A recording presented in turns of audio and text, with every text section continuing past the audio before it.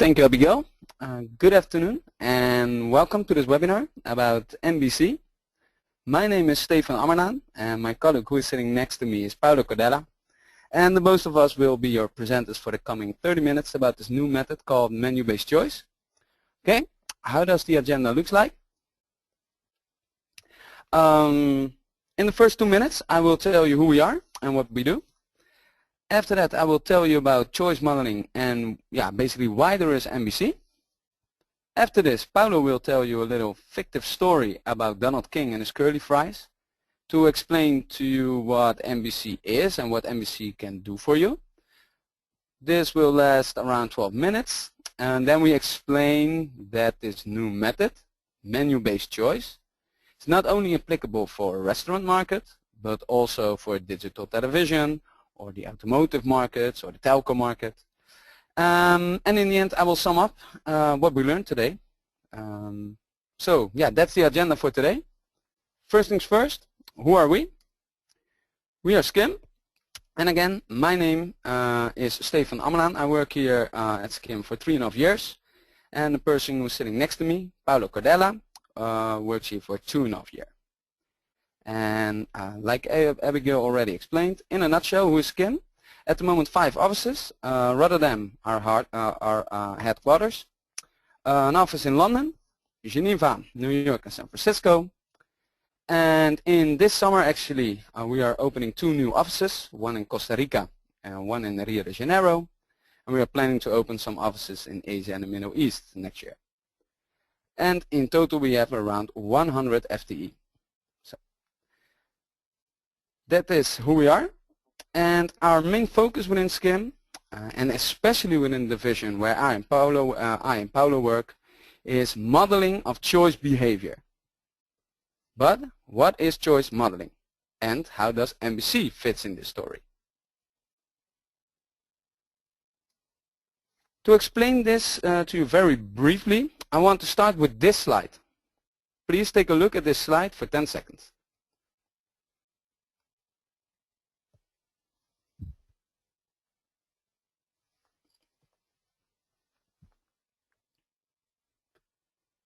As you can see, in this process of choices, we have 3 main players.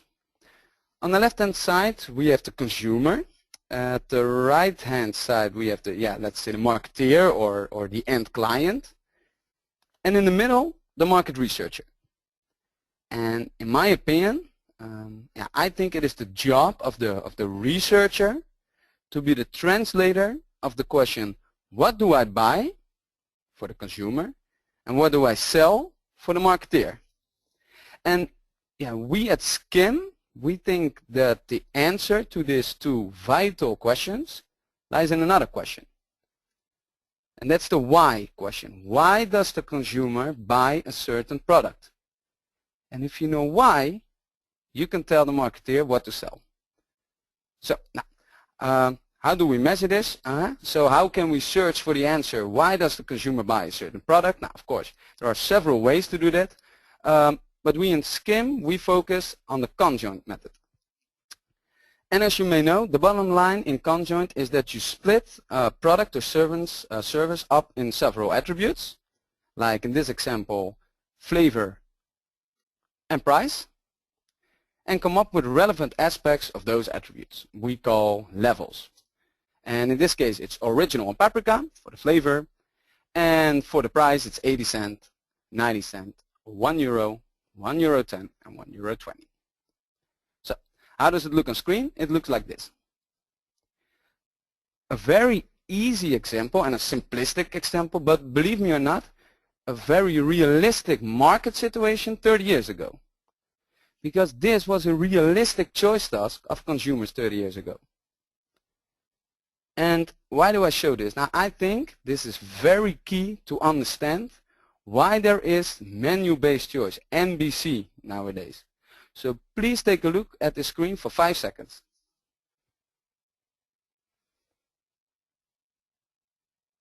Now, as you all know, the question in Conjoint here is, which one of the 2 products would you choose? Let's play a what-if games.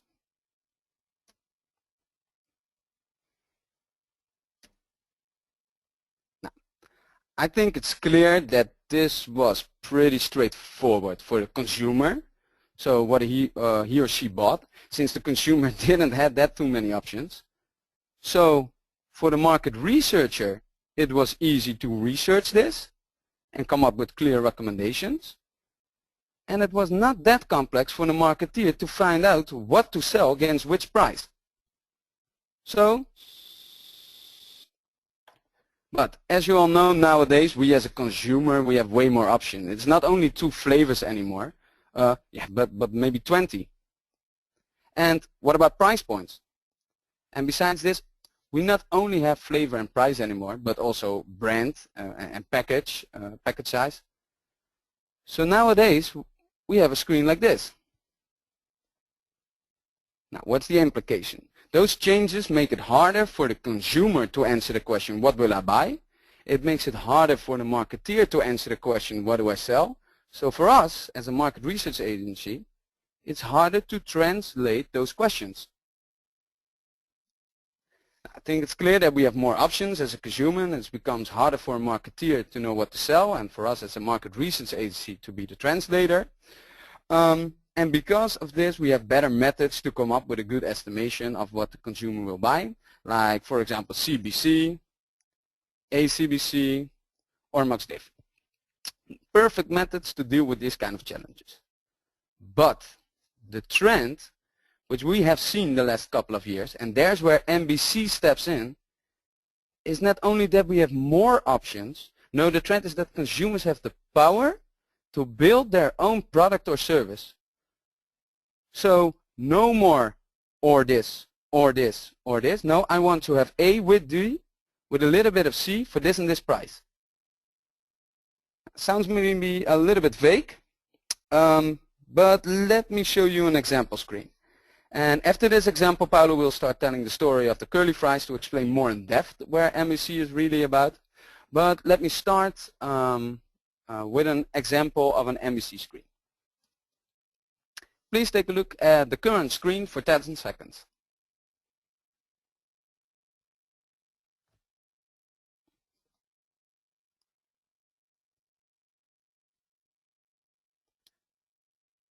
The decision-making process within this screen is somewhat different than the conjoint as we all know it, where you only had to make a decision between, let's say, 2 packs of crisps.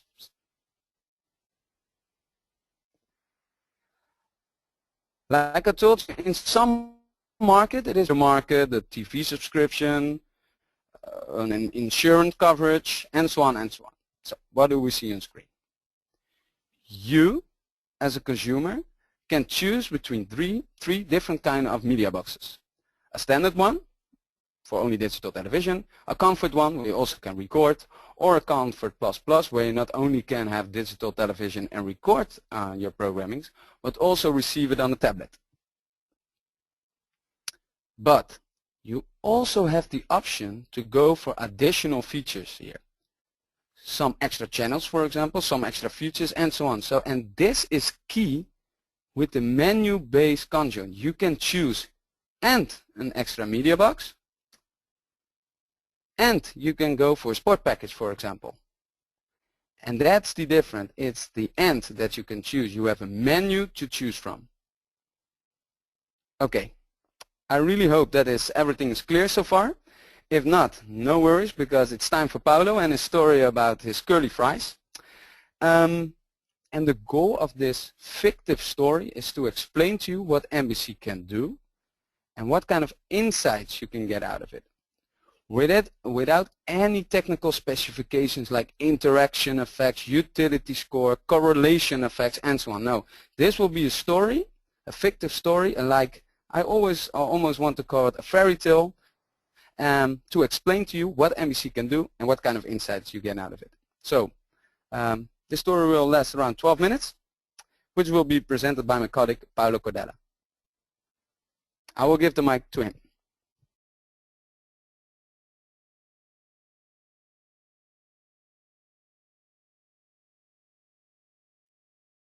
Thank you, Stefan. Thank you, Stefan, and thank you for everyone for attending this webinar. It's time now for the story. and this is the story of the curly fries. So this story is about a guy. His name is David, and he's a senior product manager at a fast food company which is called Donald King. He's the product manager, and he's in charge of all the menus at Donald King. He basically can choose which item can go into the menus, and he chooses the prices of those items in the menu. He's a celebrity within Donald King, and every junior manager at Donald King, they all want to become like David. He's really famous. And the reason why, in order to understand why he's that famous, we have to go back to the 80s. And so we have to go back to the 80s when David was far more younger and not that fat. In the 80s, he was a junior manager, and he wanted to bring up the attention of the top management of Donald King.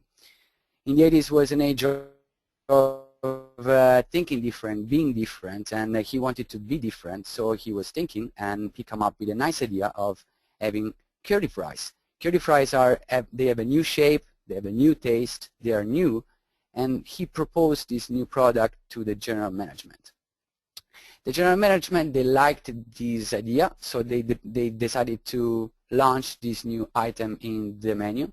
And because of the curly fries, Donald King, it's become from being a local company, he become a large multinational company. Because curly fries, it became the trademark of the menu of Donald King.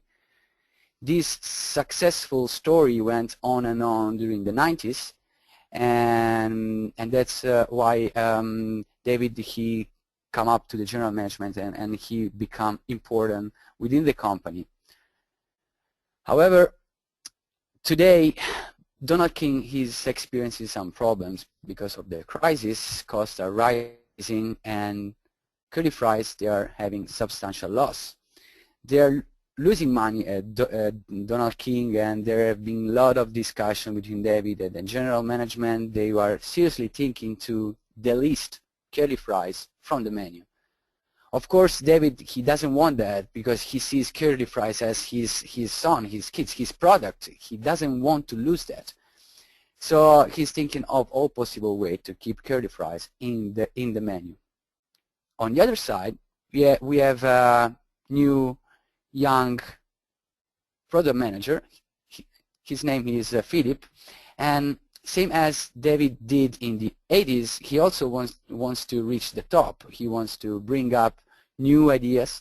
That's how he come up with the idea of the easy fries.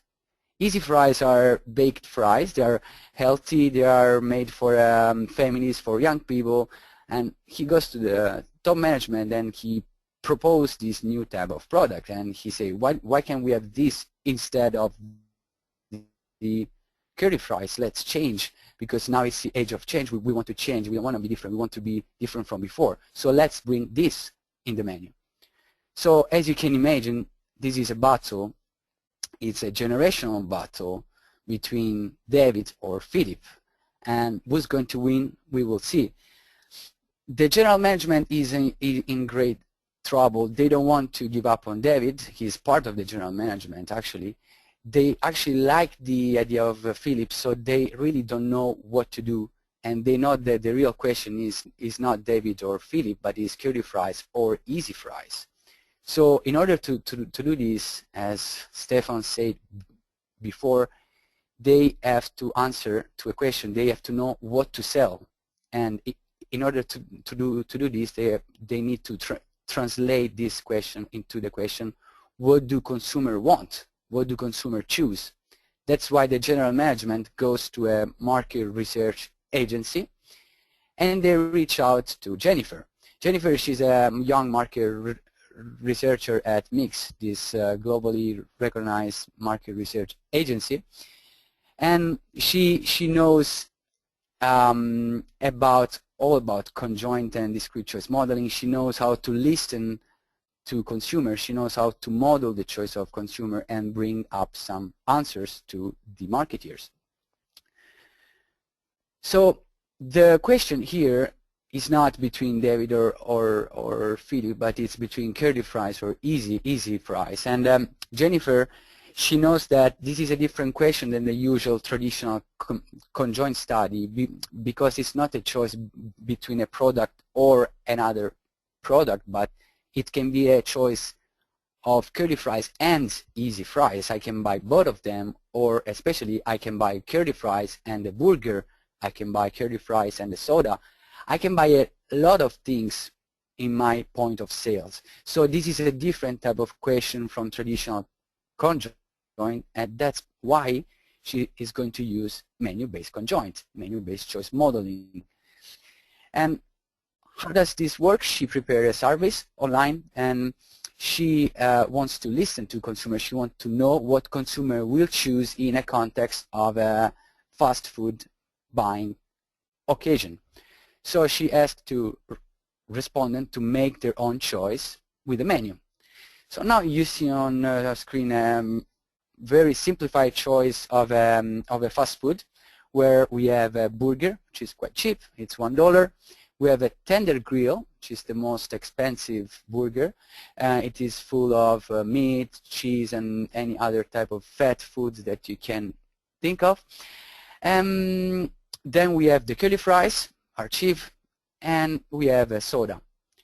Now, let's imagine I am a consumer, I am a respondent of this survey that Jennifer is doing, so I'm going to choose one of those products. And my choice is going to go for a burger.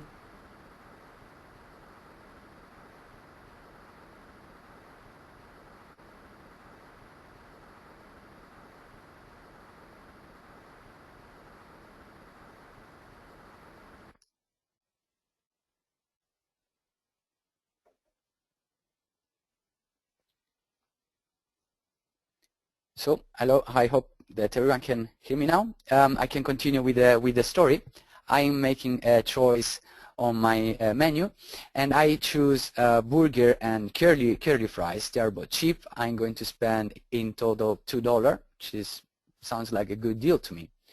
However, Jennifer is interested in testing different situations, different what-if situations. So she's going to play around with those choices, and she's going to, for example, introduce in the menu the easy fries.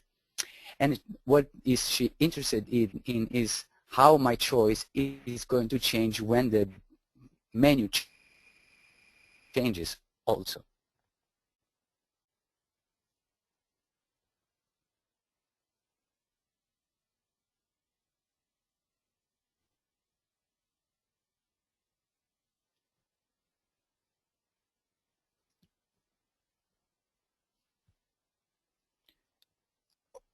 Okay, now you can see on the screen that we have the easy fries at $1.5. They are only 50 cents more expensive than the curly fries. So if I'm a consumer, I go to Donald King, I see this and I see, okay, I see this new product on screen. I'm going to give it a try. I'm going to try the easy fries. They are not that expensive. So I'm going to choose the burger and the easy fries. Okay, so this is my choice, and now Jennifer, she wants to even go further. She's going to play with the prices. Let's see what would happen if curly fries now they don't cost $1, but now they're cheaper, 80 cents. Well, now the situation is slightly different. Now curly fries are almost half of the price of easy fries. So my choice now is going to be, I go to usual burger and curly fries. So I switch my choice. So we catch a switching pattern here. And that what's even more interesting, we can actually test what would happen if curly fries are out of the situation. What would be my choice here? Well, I don't see curly fries. My choice will be I don't choose anything.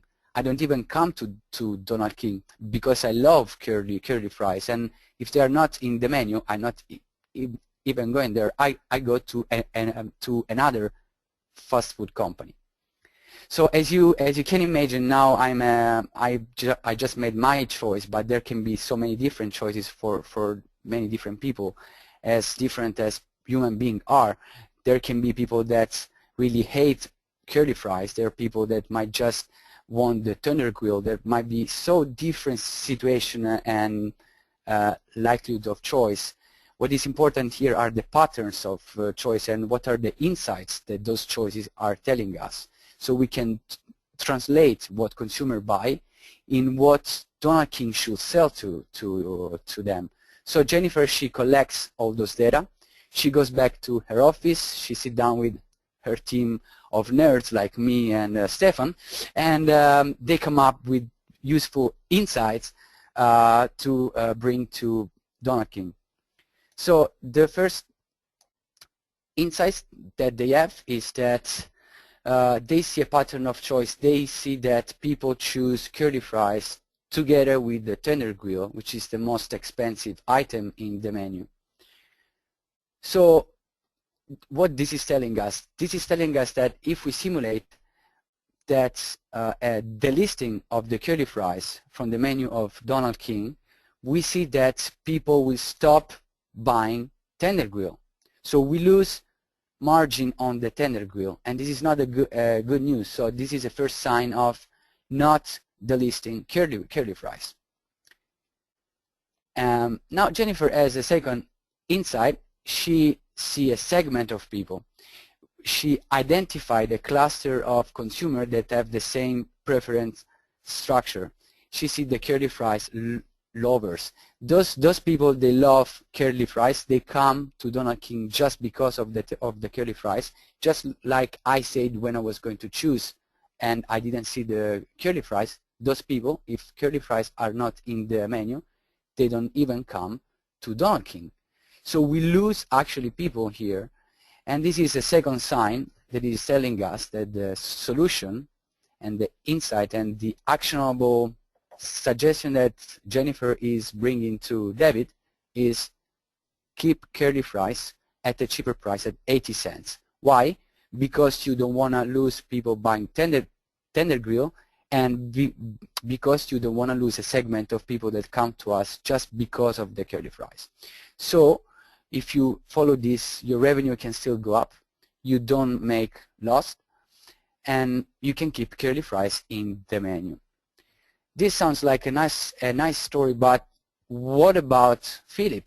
What about this new product, the Easy Fries? Can we still have them in the menu?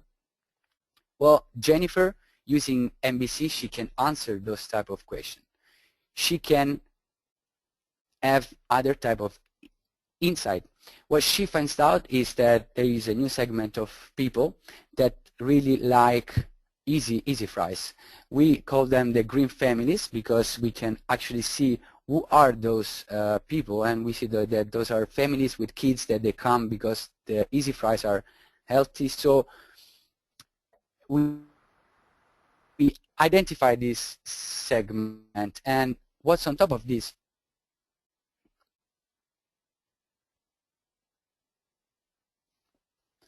On top of this, we see that there is no cannibalization effect between the curly fries and the easy fries. Basically, what we see is that there are two different segments of people, the curly fries lovers and the easy fries lovers. And those two they will buy curly fries and easy fries independently. That's a very good news for Philip, because this means that Donald King, they can launch easy fries at a higher price at $1.5. They can still make profit because the segment of people that buy only easy fries, they will buy even at $1.5. So the revenue of Donald King can go up with the easy fries in the menu. And what's the good news is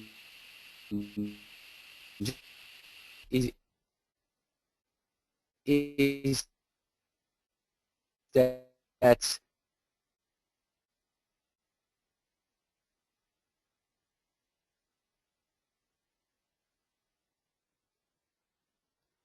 okay, so So what now? It's no more a battle between David or Philip, nor between curly fry or easy fries. The solution that we found, that Jennifer brings through the MVC method, is that curly fries and easy fries can be both in the menu.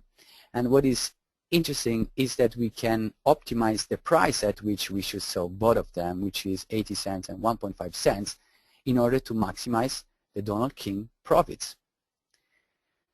So both Philip and David are happy. They can have their products in the menu, and the overall revenue of Donald King is improving. So that's the end of the curly fries story. I hope you enjoy it. But let's go back now to reality, because reality is not that far from what we have told now with this story. Here at Scheme, we have been doing some MVC projects in past years, and we would like you to show you now quite briefly some real-time example of a MVC project and what we can do with it. So we did in the past a car study. Of course, this is not a real car study, but this is a car I really love. It's a Fiat 500. It's my first car, so that's why I have it here. And the client's business question was, what optional should I sell for my car? And should I sell it in packages or as an individual optional? So if you see now on the screen, there are and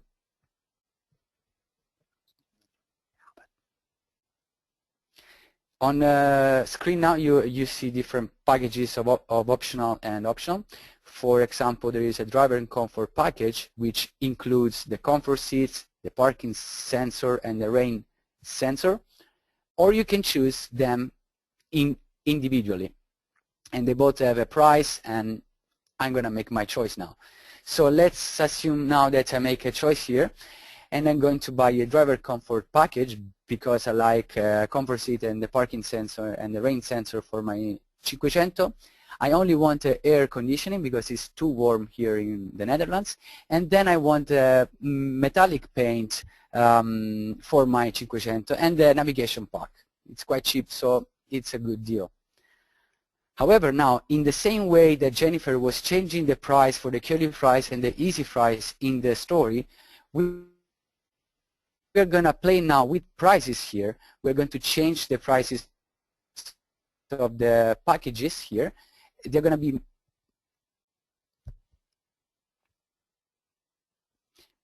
we are going to change price now of the packages, and they're going to be slightly or more expensive or cheaper. And now we can see how my choice is going to change. Now the driver comfort is more expensive. I'm not willing to spend all that money for the whole package. I only buy the parking sensor because my car is too big and I need some sensor for my parking. And I'm going to buy the cabin comfort plus package and the sport package, and I'm not going to buy the navigation pack. As you can see now, also my choice is changing according to different prices that I see on the screen. What this is telling us with the MVC are the insights that we can bring up with those choices. Most importantly is the price sensitivity of people for the different items on the screen. For example, for the driver comfort package, I can have a very nice price curve because we know what is the share of people that would buy the driver comfort package at 400 euro. We can simulate what will be the share of people that will buy it at 450 euro, and so forth and so on. So we have a nice price curve that can tell us if there are some cut-off prices, if there are price barriers to buy a driver comfort package. For example, I'm not going to buy it if it is more expensive than 460 euros. So we can identify a willingness to pay for an item in the menu. What is more interesting actually is that we can make some simulations of this. We have the items like a driver comfort and the items that are included in the driver comfort package. We have their prices, and we can play with the prices to see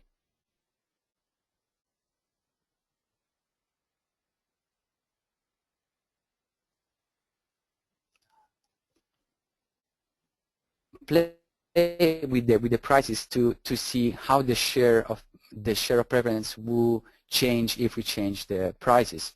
For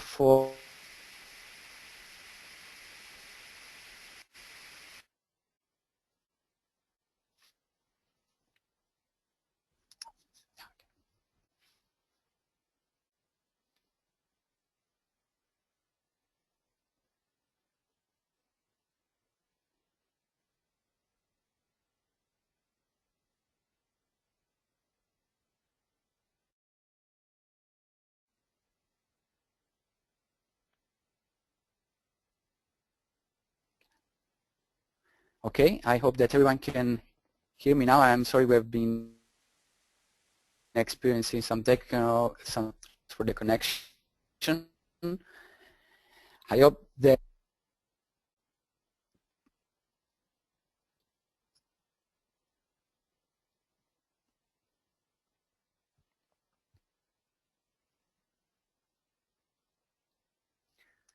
hello, can everybody hear me now? Okay, I'm sorry for these technical problems. I'm quite sure we can all understand now what was the topic of the conversation. We were simulating the share of preference of people for different items given some prices that we can type in. So we see that the driver comfort at 500 euro has 80.5% of people that would buy it, and the comfort seat has a share of 7.2%. Same reasoning for the other items. What we can do is we can change the price of the driver comfort. We can make it lower at 450 euro, and we can see how the share is going to change. Well, share goes up to that, and the comfort seat goes down to 3.4%. This is telling us that there is an interaction between driver comfort and comfort seat, and those type of effects are really important for clients. And also what we can do with these are optimizations, and we can come up with the best combination of items to bring up into the market. Now, I hope that now it becomes more clear other example that Stefan showed at the beginning, like the TV options, where we can choose different packages, or we can choose the extra options on the bottom of the screen. There are a lot of fields of application of MVC, a lot of markets where you can apply it. We have seen it in the fast food market. We have seen it in the car industry. We have seen it in the TV services, but it can be also in the telecom service, in the telecom market. Think about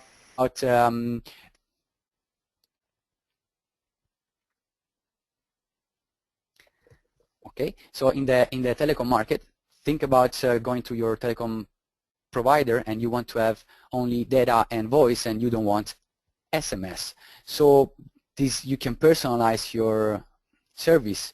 Or think about computers that you can personalize. Think about websites where you can personalize your premium content. Think about the app on your mobile phone.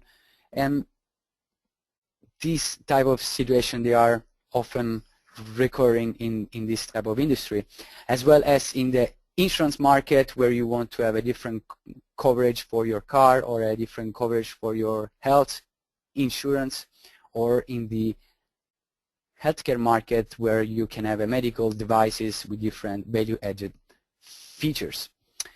So now I pass the word to Stefan. Thank you, everyone.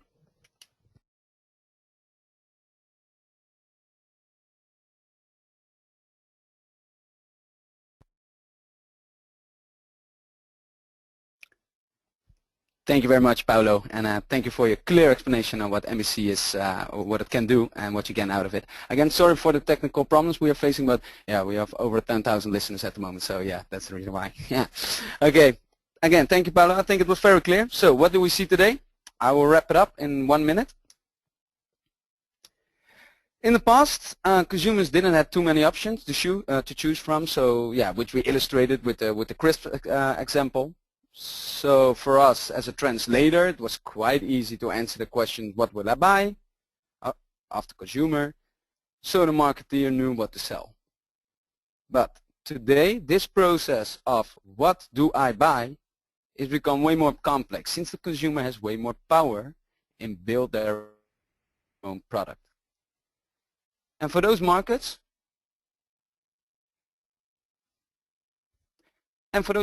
where it has become a standard that consumers have the power to build their own product, like a car package or a menu in a restaurant and so on, MBC can help us out to still be a good translator between those vital business questions.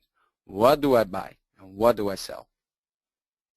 So, in 3 words, build your own. In some markets, it's become more and more standard to build their own product. Optimizing becomes harder, what means it becomes harder to know what to offer as a marketeer. But menu-based choice, with this new method, we can still be a perfect translator between the consumer and the marketeer. I want to thank you for your time. It was a pleasure to have you here, and yes, we are more than willing to answer some of your questions right now. So I guess I will give the word back to Abigail, who will read the questions up loud, and me or Paulo will be with us.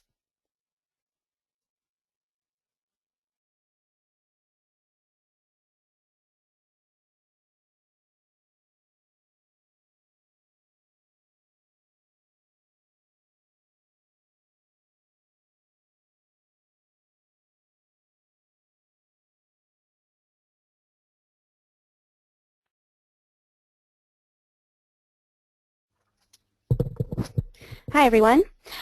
So we have one question here. The first question is, could you go to the slide with the pink car where you take up how this is rated? You only show one of the 4 packages, but how does this actually work in real life? I assume you show all the possibilities, and if yes, how do they relate to each other?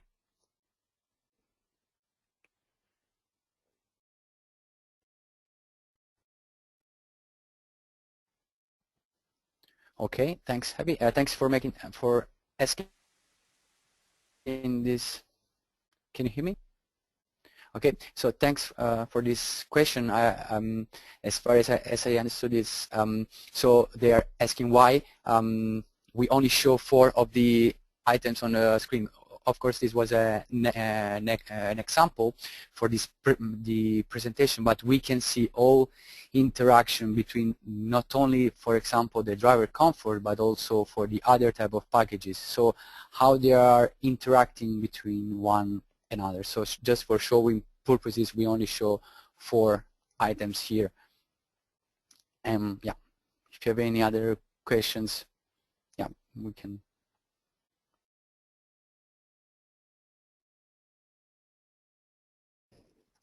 Great, thank you. I think that should answer the question. I think we have time for one more question because I realize we're going a bit over time. So I just have one more here. Is this approach really new? I can remember that I did a project, also had the possibility to uncheck and check options within a choice task. Sorry, let me just repeat that. I can remember I did a project where I also had the possibility to uncheck and check options within a choice task. So how new is this actually? I think Stefan's going to answer. Yeah, thank you for that. Yeah, I can do that. Yeah, this is to be honest, this is correct. It is not, let's say, a new approach. We dived in our own database of projects as well, of course, and yeah, we definitely did execute a project like this as well. But in my opinion, there are 2, yes, let's say, important differences. First of all, it was in the past it was way more difficult to analyze the data since we didn't have a proper software for doing this. So to model the choices like that, in other words, say come up with the correct answers, it was not doing it, let's say, fancy stuff.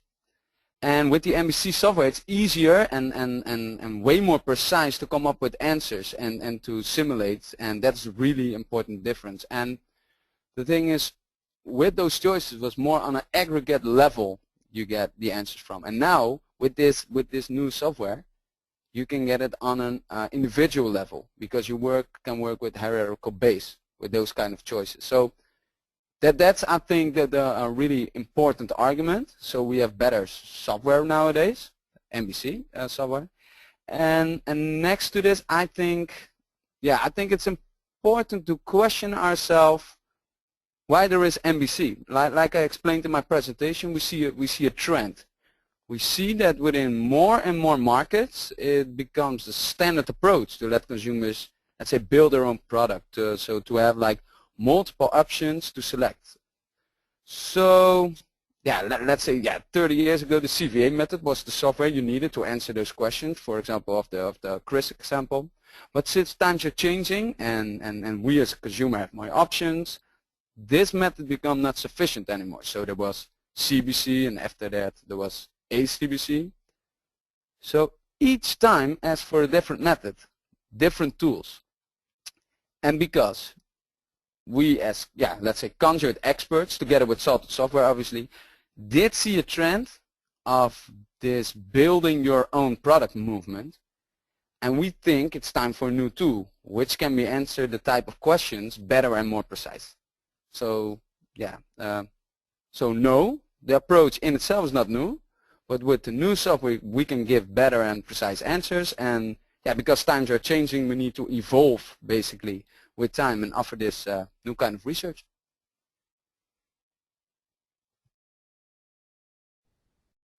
Great, thank you, Stefan, and thank you, Paolo, for a great presentation and also for answering those questions. Unfortunately, we ran out of time, but I see some of your questions here, and we have them all saved, and I'm sure that Stefan and Paolo will get back to you very soon with answers to your questions by email or even by phone if you've left your phone number with us.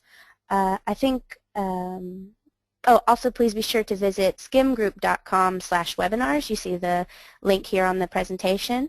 To download this presentation, it should be up tomorrow afternoon. Also to get information about our other upcoming webinars, you can also sign up there for our next webinar on March 28th, which will be at 3 p.m. Central European Time with Benoit Guhir on how market research can help you tackle the challenges of marketing medical nutrition. On behalf of Stefan, Paolo, and myself, and also Marika here helping me, I'd like to thank you once again, and we look forward to hearing from you soon. Thank you. Goodbye.